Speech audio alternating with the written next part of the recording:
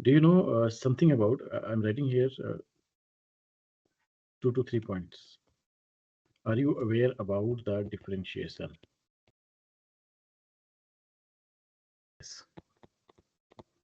And second question is that, are you aware about the integration?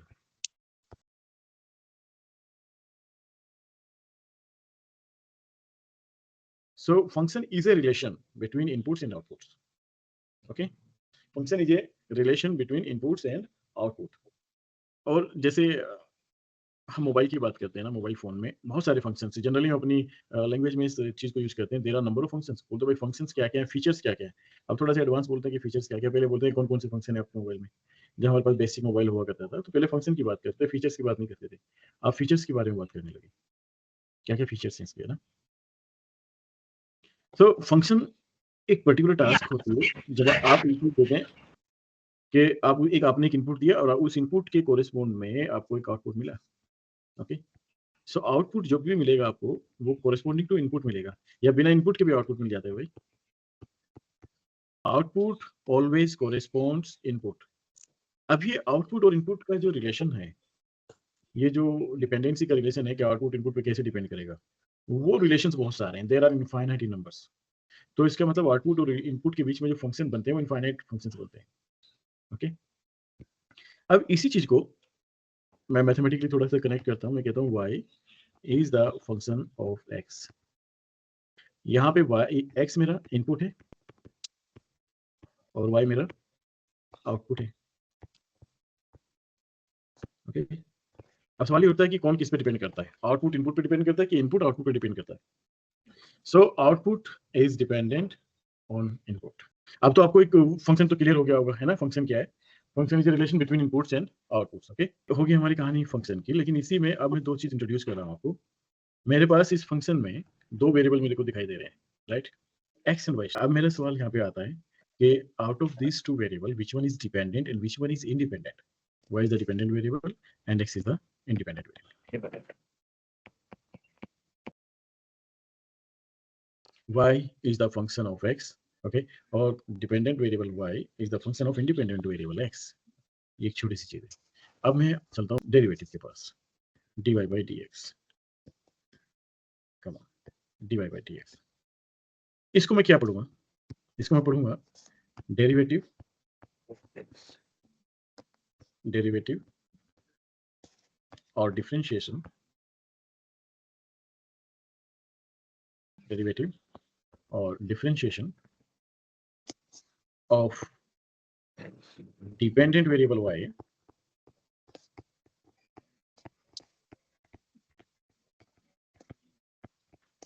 with respect to x।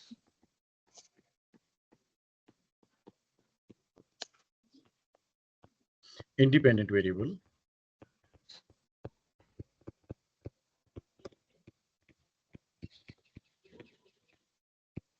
ये इसको हम dy by dx को जो बोलते हैं, हम बोलते हैं derivative of y with respect to x। Derivative of y with derivative और differentiation of the dependent variable with respect to independent variable. एक और वर्ड है इसका, एक और नाम है इसका, rate of change. Rate of change. अब ये जो रेट ऑफ चेंज वर्ड हम यूज करते हैं ना, अब ये रियल लाइफ में कनेक्ट कर जाता है। Rate of change in y with respect to x। Rate of change in y with respect to x। आपको पता है कि रेट ऑफ चेंज की स्टडी ये दी थी किसने सबसे पहले? कहाँ से आई थी? कौन बदनाम है इस स्टडी के लिए? आप लोगों ने कैलकुलस एक नाम सुना होगा, है ना? कैलकुलस एक इंग्लिश नेम नहीं है ना? कैलकुलस जो है, आई थिंक ये फ्रांस से फ्रेंच में बोलते हैं, ये जर्मन लैंग्वेज है। कैलकुलस जो है, ये जो वर्ड है, ये शायद जर्मन का है।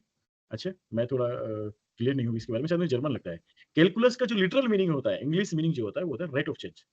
हाँ, आप लोग गूगल करना कभी फ्री होंगे तो calculus, what is the literal meaning of calculus? Study of rate of changes. Okay, so अब ये कैलकुलस वर्ड दिया किसने था? एक्चुअली ये जो कैलकुलस है, इसको जिम्मेदार वो न्यूटन रहा है। रेट ऑफ चेंज की जो स्टडी सबसे पहले की थी, वो न्यूटन ने की थी। और आपको वो याद होगा, वो सेब वाली कहानी। सेब नीचे गिरा था, उसके सर पे लगा, उसने उठाया, खाने की बजाय वो सोचने लगा। हालांकि इसके ऊपर थोड़े मीम्स भी बनते हैं कि अगर हमारे ऊपर गिरा होता तो हम तो खा जाते, हम ये थोड़े सोचते कि ये गिरा क्यों है ना? तो अब जब वो सेब उसके ऊपर गिरा, तो वो यही सोचते रहे कि ये नीचे क्यों गिरा, ऊपर क्यों नहीं गया? तो उसने ग्रेविटी ग्रेविटी सर्च कर ली उसने। न्यूटन ने ग्रेविटी निकाली कि अच्छा ग्रेविटी ये मतलब कोई एक ऐसा फोर्स है जिसे नीचे की तरफ खींचता है। फिर उसने उसके चेंजेस स्टडी किए कि अगर मैं छोटी हाइट से इसको नीचे गिरूँ तो किस रेट से गिर रहा है, उससे थोड़ी हाइट बढ़ाऊँ तो किस रेट से गिरा है या और ऊपर से गिरूँ तो किस रेट से गिरेगा। तो वो जो रेट ऑफ स्टडी उसने चेंज करना शुरू कर दिया। अब वो देख लो कि पूरी आपका मैकेनिक्स, पूरी इंजीनियरिंग आज के टाइम में सब कुछ रेट ऑफ चेंजेस पे है। अगर आप बात करते हैं सिविल इंजीनियरिंग वो भी पूरा रेट ऑफ चेंज पे है। अगर आप बात करते हैं मैकेनिकल इंजीनियरिंग पूरा रेट ऑफ चेंज पे काम कर रहा है, यानी कि आप डेरिवेटिव्स के ऊपर के काम कर रहे हैं। डेरिवेटिव क्या है? Study of the rate of changes. अब सवाल ये उठता है कि से मैकेनिकल मैकेनिकल इंजीनियरिंग वाले सोचते हैं कि यार हम कहाँ इस्तेमाल करते हैं? भाई मैं कहता हूँ कि सबसे पहले तो आप वेलोसिटी पे काम करते हैं, है ना? Speed speed of a car, of a motorcycle, of a truck और रेनॉल्ट, ओके? आप स्पीड पे बात करते हैं। स्पीड है क्या एक्चुअली? स्पीड है rate of change in the distance with respect to time. और अब इसको मैथमेटिक्स में अगर मैं लिखूँ, अगर मैं मैथमेटिकल थोड़ा लिखूँ कि डिस्टेंस को तो भैया मैं y से डिनोट कर रहा हूँ और टाइम को t से, तो मैं इसे कहूँगा dy अपॉन dt। तो मेरा dy अपॉन dt जो है ना, ये जो डेरिवेटिव जो है, ये मेरा स्पीड को डोनेट करता है। स्पीड मेरी क्या है? dy upon dt। और फिर इस स्पीड की अगर स्टडी करें आप कि स्पीड जो है ना टाइम टू टाइम कैसे चेंज हो रही है, तो उसको हम एक्सेलरेशन बोलते हैं इन terms of mechanical engineering. Acceleration जानते हो ना? तो एक्सेलरेशन एक्चुअली क्या है? वो है study of rate of change in the velocity with respect to time. यानी कि वो बात क्या कर रहा है आपसे, ये dy अपॉन dt तो हो गया आपके पास में वेलोसिटी और स्पीड, और इसकी इसका rate of change with respect to time, है ना? यानी कि double derivative is nothing but the acceleration, it denotes the acceleration, it denotes the rate of change in the speed, it denotes the rate of change in the speed with respect to time. dy upon dt denotes the rate of change in the distance with respect to time. Clear? अब हम बात करते हैं, अब देखा होगा आपने double derivative को एक्चुअली हम कर्वेचर से भी, स्मूथ सिंगल डेरिवेटिव को हम स्मूथनेस से भी मेजर करते हैं, स्मूथनेस ऑफ द कर्व, है ना? जैसे रेट ऑफ चेंज की स्टडी का मतलब होता है, तो अगर हम रेट ऑफ चेंज का मतलब होता है कि किस स्पीड से चेंज हो रहा है, तो अगर हम थोड़ा सा डेप्थ में जाए तो हम बात करते हैं कि जो कर्व, देखो ये आपका जो रोड होता है ना, वो आपका कर्व फॉर्म में होता है, तो वो आपका कर्व फॉर्म में होता है ना कि आपका बिल्कुल लीनियर होता है। और इसमें जो टर्न टर्न जो होते हैं ना रोड में, वो सॉफ्ट टर्न होते हैं, स्मूथ टर्न होते हैं, शार्प टर्न नहीं होते। ये जो कर्व का ये जो मोड होता है ना, इसको हम कर्वेचर कहते हैं, बेंडिंग इन द कर्व। अब ये की बेंडिंग, जो कर्व की जो बेंडिंग होती है, इसको हम मैथमेटिक्स में कर्वेचर बोलते हैं। कर्वेचर कि कर्व में कितना कर्वेचर है, यानी कि D square Y upon D x square. Curvature को हम इन टर्म्स ऑफ मैथमेटिक्स इससे डिनोट करते हैं, डबल डेरिवेटिव से। ये डबल डेरिवेटिव ये डिसाइड करता है कि कर्व में कितना बेंड है, कितना कर्वेचर है इसमें। जैसे कि हम सर्किल की बात करते हैं, तो अगर मैं इसके कर्वेचर की बात करूंगा तो इसका कर्वेचर कांस्टेंट होता है। आप एक पॉइंट से दूसरे पॉइंट पे जाओ, कर्वेचर में बदलाव नहीं आएगा, वो एक सेम चलेगा, कांस्टेंट रहेगा। और अगर लाइन की कर्वेचर की बात करूं मैं, ये मेरे पास लाइन है, मैं कहता हूं कि इससे कर्वेचर बताओ, तो इसका कर्वेचर 0 होगा। यानी कि लाइन का डबल डेरिवेटिव अगर आप करेंगे D square Y upon D x square, ये हमेशा 0 होगा। मैं अगर जनरल इक्वेशन लिखूं y equals to mx plus c, देखो ये मेरी लाइन की इक्वेशन है। इस इक्वेशन में मेरी सारी लाइन चली आती है, सारी जो भी लाइन आपके पास इस यूनिवर्स में अवेलेबल है, वो सारी की सारी लाइन का फॉर्मेट ये है। Okay come on. अब देखो, अगर मैं, ये मेरे पास लाइन की इक्वेशन है y equals to mx plus c, मैं इसका फर्स्ट डेरिवेटिव करता हूँ dy upon dx with respect to x, तो मेरे को सिर्फ m मिलता है यहाँ पे, क्योंकि कांस्टेंट टर्म का डेरिवेटिव, मैं डेरिवेटिव से कुछ फॉर्मूले यहाँ पे साइड में लिख रहा हूँ। अगर मेरे को डेरिवेटिव करना हो कांस्टेंट टर्म का, कोई भी कांस्टेंट नंबर है 1 2 3 4 5 any constant number, I am representing this constant number as c, तो derivative of the constant number is always 0। और अगर मेरे को डेरिवेटिव करना है d upon D x x to the power n का, x to the power n, ये मेरे पास कोई नंबर है ना? तो इसका डेरिवेटिव क्या होता है कि n तो शुरू में उतार लेते हैं और पावर में से एक माइनस कर देते हैं, है ना? जैसे कि हम डेरिवेटिव निकाल रहे हैं किसका, फर्स्ट डेरिवेटिव किसका निकाल रहे हैं, एक्स की पावर 3 का, तो ये क्या बनेगा, 3 हमने शुरू में उतार दिया और पावर में से एक कम कर दिया, 3x स्क्वायर। हाँ, अगर मेरे को यहाँ पे जैसे कि डेरिवेटिव लिखना मेरे को d upon D x x to the power 5 का, तो बताओ जल्दी से क्या होगा इसका डेरिवेटिव। तुम धीरे धीरे डेरिवेटिव को कनेक्ट कर रहे हो, ठीक है? अब जैसे कि मैं बात करूँ यहाँ पे d upon D x, x का डेरिवेटिव, इसका डेरिवेटिव क्या होगा? Very good. अब मैं कहता हूँ d upon D x m x का डेरिवेटिव क्या होगा? एम तो एक कांस्टेंट है, इसका डेरिवेटिव हो गया एम। तो देखो, जब मैं डेरिवेटिव करता हूँ y का विद रिस्पेक्ट टू x, तो mx का डेरिवेटिव आपको दे दिया m और c का। अब मैं क्या कर रहा हूँ, फिर से डबल डेरिवेटिव, मतलब डी अपॉन डी एक्स, किसका अगेन डेरिवेटिव कर रहा हूँ मैं, d y upon D x का फिर से डिफरेंशिएट कर रहा हूँ, यानी कि मैं d upon D x m कर रहा हूँ। और एम कांस्टेंट टर्म का डेरिवेटिव हमेशा 0 होता है, यानी कि डी डी ये टर्म मेरी क्या लिखी जाएगी, d square Y upon D x square equals to 0।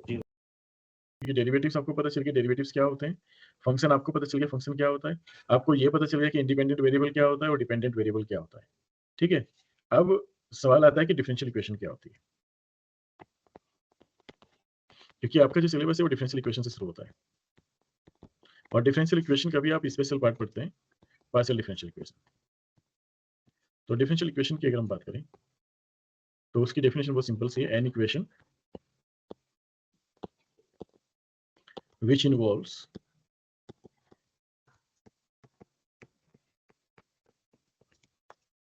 independent variables,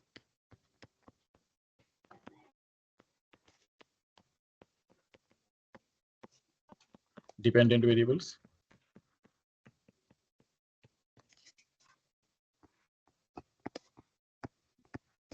and derivatives of dependent variables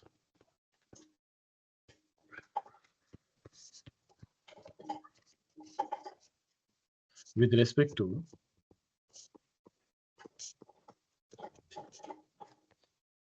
one or more independent variables.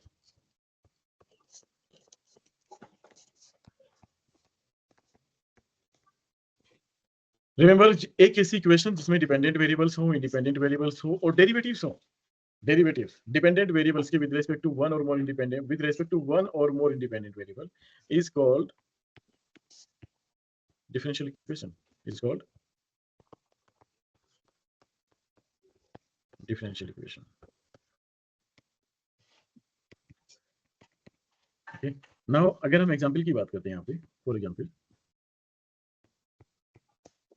d square d to the power 3 dx3 minus 2x d square y upon dx square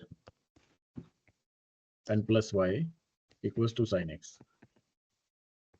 तो ये first class example है differential equation का, क्योंकि इसमें independent variable x है, dependent variable y है और उनके डेरिवेटिव्स भी इन्वॉल्व हैं इसमें, और एक इंडिपेंडेंट वेरिएबल है, एक ही डिपेंडेंट वेरिएबल है। तो ये फर्स्ट क्लास एग्जांपल है differential equation. Another I'm going to write here x square d square y upon dx square plus x dy upon dx and plus y equals to e to the power x. It is another example of the differential equation. So there are number of infinite such differential equations are there. जैसे कि x del u upon del z and plus L del u over del x and plus y del u over del y. ये भी आपका एक differential equation है।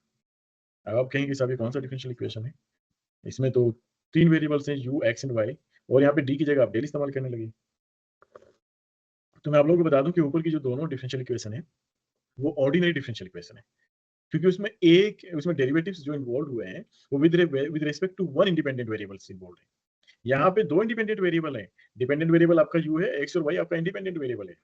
So in a equation if there are two independent variables and derivatives are involved with respect to two independent variables, so such equation is known as the partial differential equation. Partial differential equation, partial,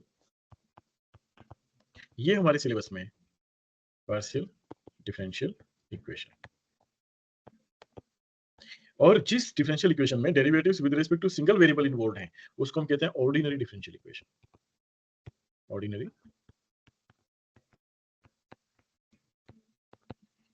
differential equations. Understood this point?